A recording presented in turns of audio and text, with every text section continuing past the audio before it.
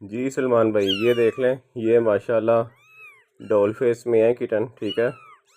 और ये भी छोटे हैं माशाल्लाह, आज हो गए हैं ये 23 दिन के, ये बच्चे हो गए हैं। ये भी छोटे हैं बच्चे। ये वाइट कलर में किटन है, ठीक है। एक ये है, और अरे ये देख, एक इसके पीछे आया हुआ, सॉरी। और एक ये है, इसके बाद ये माशाल्लाह गोल्डन वाइट में है। ये नीचे से वाइट है।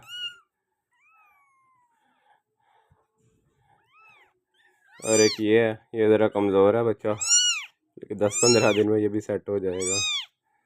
और इनके बाल ना भी आने हैं। ये डबल कोट और ट्रिपल कोट का मिक्स है ये, क्योंकि इनका फादर ट्रिपल कोट में है, मदर इनकी डबल कोट में है। ये माशाल्लाह 4 बच्चे हैं ये, और ये सभी मेल किटन है ये। अगर आपने इनकी बुकिंग करवानी है तो इनकी बुकिंग भी हो जाएगी। मिलेंगे ये आपको इंशाल्लाह ईद के नेक्स्ट वीक, ये आपको मिल जाएंगे।